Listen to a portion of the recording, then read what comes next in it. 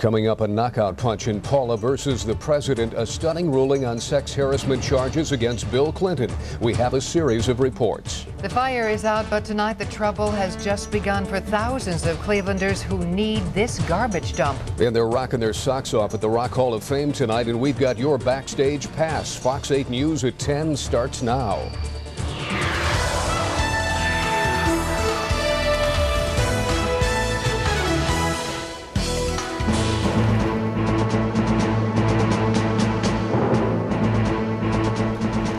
President Clinton thought it was an April Fool's Day joke, but it's been more like Christmas. A blockbuster development in the presidential sex scandal. The case dismissed. Paula Jones' sex harassment claims have been thrown out. Tonight, new details from Fox News reporter Trace Gallagher in Little Rock. Just like the rest of the country, here in Little Rock, the ruling came as quite a surprise. It took Judge Susan Weber Wright 39 pages to explain it. What it says is that Paula Jones fell far short of proving sexual harassment. After hearing the judge's decision, the president was seen smoking a cigar, banging a drum. No telling if he was celebrating, but White House spokesman Mike McCurry says he was clearly pleased. He asked if it was, in fact, an April Fool's joke that Mr. Bennett was playing on him, and assured that it was not. The president thanked Mr. Bennett for his fine work. In her ruling, Judge Susan Weber Wright said simply that Paula Jones failed to demonstrate that her case was worthy of submitting to a jury.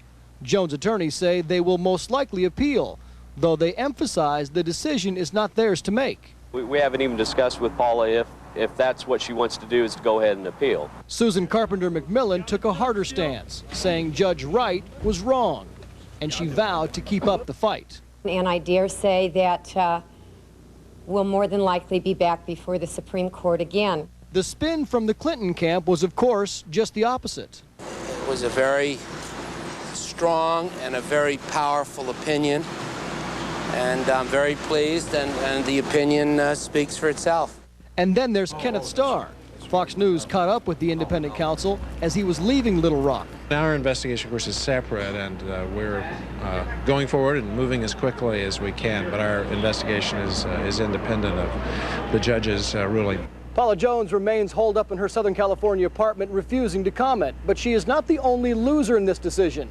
Had the trial gone forward, there would have been a massive media presence, and the city of Little Rock stood to make a great deal of money. In Little Rock, Trace Gallagher, Fox 8 News. All right, Trace, thanks very much.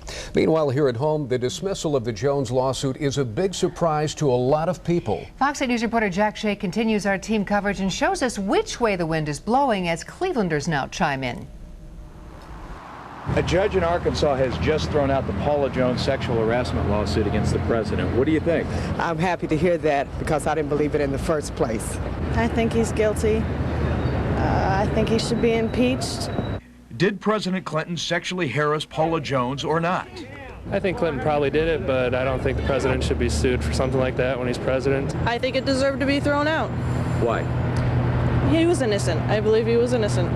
So I feel she's just trying to get some attention. Started running his hand up my leg. Many Clevelanders say they viewed the Paula Jones lawsuit as a potentially fatal blow to the presidency that could affect the economy and their pocketbooks. I think the whole thing was totally ridiculous anyway. I think there's other things to concentrate on rather than this kind of stuff. His turn's going to be over soon. Just get him out of there, get somebody else in there. I feel that there's more important issues going on than Paula Jones, and I feel that President Clinton is doing a fantastic job. Very smart, thoughtful guy. The dismissal of the lawsuit is welcome news for Cuyahoga County Commissioner Jane Campbell, an FOB, a friend of Bill. That now the president can get back to the major task, which is running the country. When this has been it's been a real distraction. He's done, I think, a remarkable job of staying focused. But the view at Cuyahoga County Republican Party headquarters is that the president is not out of the woods yet. Really, the whole part of the Monica Lewinsky and Paula Jones is their intimidation and a conspiracy not to tell the truth. The independent counsel will find out whether there's evidence towards that. Opinions on the dismissal of the lawsuit seem to fall along party lines. Many Republicans believe the president got a free pass from one of his old law students in Arkansas. Democrats claim the case never had any merit in the first place. Tim and Wilma. Well, to his credit, it seems there's a lot of FOBs out there. Right now, according to the polls, there sure are. Yes. All right. Thanks, Jack. Okay. Well, right now we want to hear your thoughts on today's big ruling. The Fox feedback phone lines are open. We're asking if you think the Paula Jones case should have been dismissed. Call 391-WJW8 or 391-9WJW. Either number gets you into the system to vote. It's a free local call, and we're keeping this poll open through tomorrow night. We'll have early results later in this hour. Now, there is more new information coming your way on tonight's big story. We've heard from Little Rock and from Cleveland. Up ahead, we'll take you live to Washington, where new developments continue to unfold tonight. Plus, a local panel sounds off. We'll hear from an expert on sexual harassment, plus a Democratic leader, Cuyahoga County Commissioner Tim Hagan. It is continuous coverage throughout the hour. In other news tonight, two big fires break out close together on Cleveland's west side. Tonight, city investigators still don't know if they're connected, but Fox 8 News reporter Belinda Prinz says the blaze at a city garbage dump will affect all residents for days to come. An overnight fire destroyed a large storage building at Cleveland's Ridge Road transfer station. 65% of the city's trash is normally hauled here before going to a landfill. With that system now disrupted, the city was forced to come up with an emergency plan. Garbage will still be picked up on normal collection days, but Cleveland Mayor Michael White is asking residents to minimize rubbish and yard waste through April 13th. The city also will not collect recyclables for the next week and a half, and bulk item pickups are also suspended through April 13th. You're kidding me. The people who lived in this home were evicted, and what the bulk item ban means is that the neighbors who live next to all this trash will have to put up with it for at least another 12 days. I've already been complaining about this. I thought you were out here because I called the councilman. Really, this is terrible. The streets division will try to make exceptions, but that old mattress or that old chair may be left behind, leaving residents a choice: keep it curbside or take it back.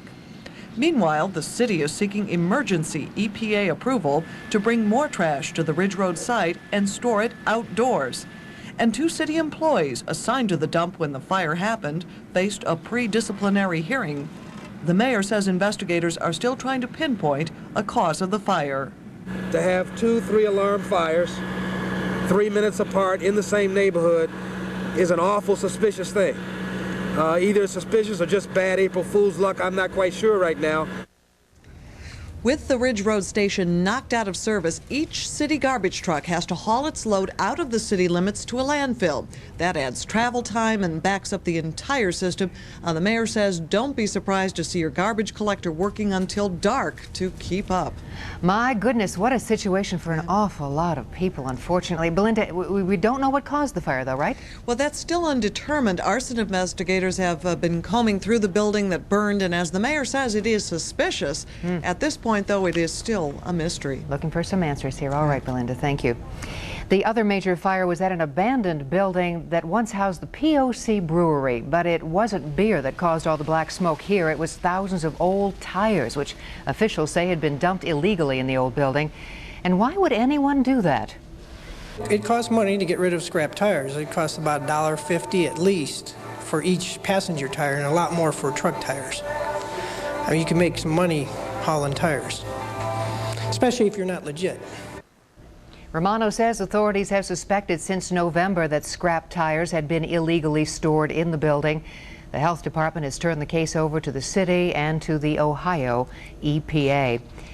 An apartment fire at West 73rd and Dearborn sends occupants fleeing. The fire started in the bathroom of an abandoned bar. It wasn't long before the smoke rose into apartments on the second floor. Smoke alarms went off and a boy started banging on people's doors to alert them. Fortunately, everyone got out safely. The coroner's office has yet to identify a body found floating in the Cuyahoga River along the flats today. Sky Fox captured these pictures as police brought the body out of the water from behind popular restaurants along the east bank of the flats.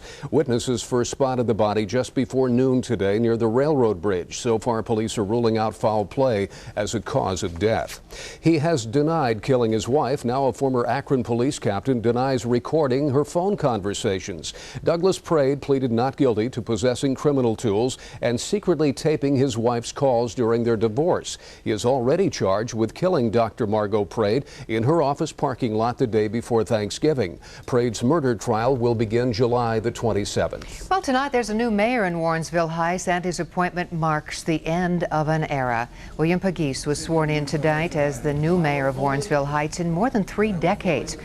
He replaces Raymond Graybo, who was forced to resign after 31 years on the job. Graybo pleaded guilty to public corruption charges, but still many residents of the city considered him to be an effective administrator, and that's why the new mayor is not going to ignore Graybo's advice. And he has already indicated that in the future, if any specific special assistance I would need, he would be there for me.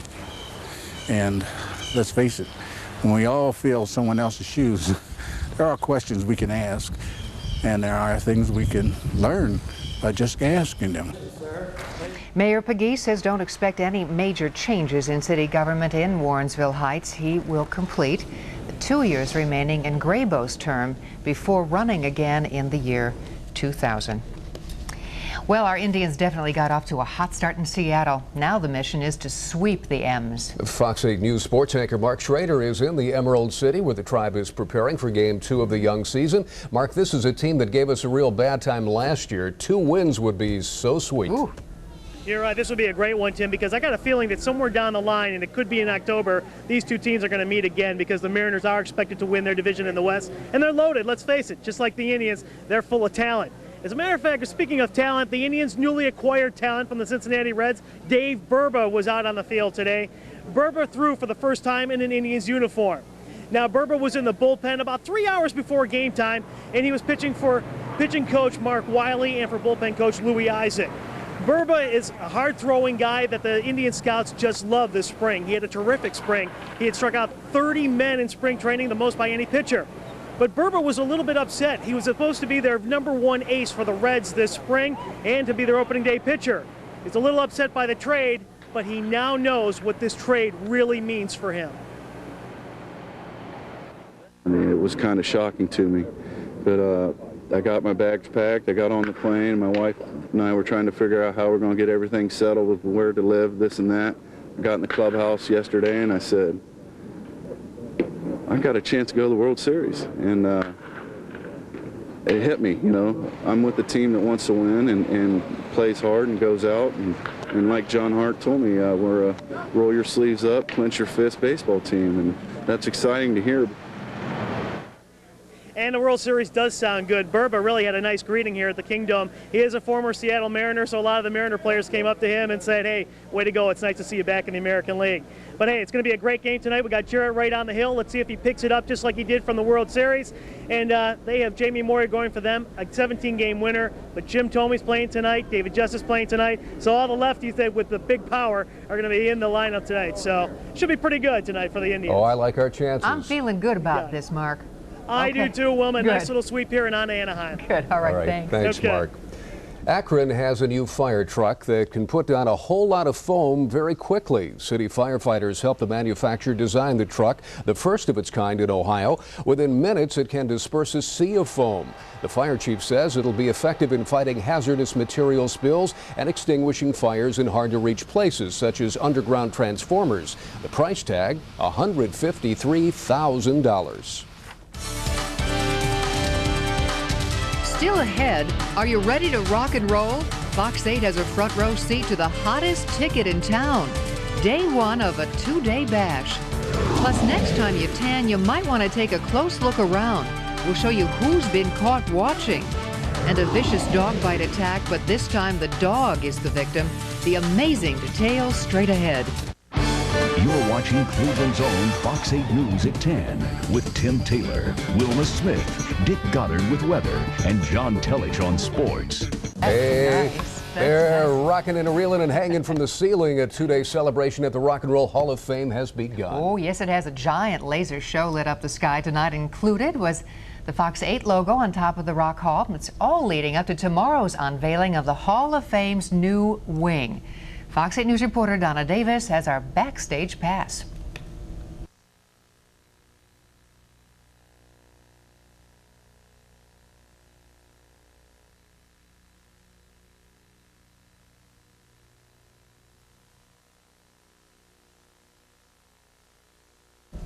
That was not backstage. That was perhaps in the basement. Maybe the basement. Rock and roll we never basement, really know yeah. what's down there. That was behind the scenes. Blocks. We're going to go to it now, though. We're going to go Yes, from we the are. basement up to the first floor. Yes, we're going upstairs. Here we now. go. Here we go. Okay. Tim and Wilma, what you're watching behind me is a spectacular laser light show. The colors are bouncing off the Rock and Roll Hall of Fame in preparation for what could be possibly the brightest day since the museum opened.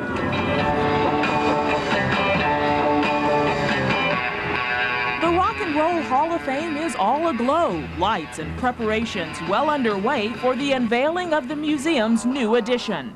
Everything goes by very fast. As you can imagine, we've got 100 songs in 10 minutes.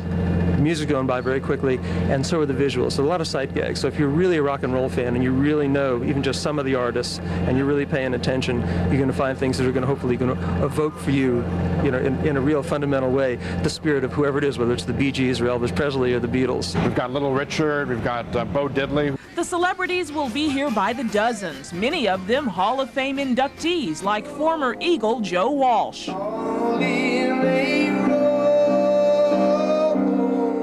Walsh played to a sellout crowd, warming up for tomorrow's Big Bash. Oh, it's great to be back. It really is, and it's still new to me to be in the Hall of Fame, because I'm just Joe, from Ohio. I don't know what happened. If everybody thinks I'm a rock star, then that's okay with me, I guess. Tomorrow's main attraction is the legendary Bo Diddley, and the preparations for his performance are already underway. As for the new 5,500 square foot wing of the Rock Hall, the layout, well, that's top secret. But we know it has a so-called ultimate jukebox with 27,000 songs, everything any Rock Hall inductee has recorded. And also gives a lot more information about our inductees, so I think it just will make the museum a much more fun place to be, and then a lot more content as well. Everything a fan could want to know about their favorite rock stars. The grand unveiling ceremonies begin tomorrow afternoon, but as for this laser light show, well, it'll be here every night throughout the month of April for all the citizens of Cleveland and the surrounding areas to come, watch, and enjoy. And best of all, it's free. I'm Donna Davis reporting from the Rock and Roll Hall of Fame. Tim and Wilma, back to you. And thank you, Donna. There are a number of events surrounding tomorrow's festivities. More than 25 radio DJs from the 50s are going to be on hand. At 3:30, the new wing is officially unveiled. And then from 5 until midnight, a gala bash with celebrities and Hall of Fame inductees. Keep it right here on Fox 8 for complete coverage of all the Rock Hall festivities. This promises to be a real hot summer here on the North Coast, and Fox 8's going to help you turn up the heat. We've teamed up with Belkin Productions on 3 huge events, and the kickoff party was held tonight at the Odeon in the Flats. The first big event takes place Memorial Day weekend. It's the Great American Rib Cook-Off. It's a weekend of good food and good fun. Then in July, it's the kids' turn with a Kid Fest at Nautica. Then get your appetite set Labor Day weekend. It's the Taste of Cleveland, a culinary feast of food, art, and music. We say it about Sky Fox, but we can say it about our Cleveland summer too. It'll be very cool. Case dismissed. Paula Jones was not sexually harassed by President Clinton. Coming up, continuing coverage of the day's blockbuster story. We have a live panel ready to sound off, plus the latest from Washington. Have you been to a tanning bed lately? Well, tonight a frightening story to tell you about that will have you asking, who's watching? Plus, it is not a scene from Titanic, but it could be. Stuck in an elevator with rising water. Details next. Fox 8 News is brought to you by Subaru. Hungry for adventure? Take a taste test in a new all-wheel drive Subaru today.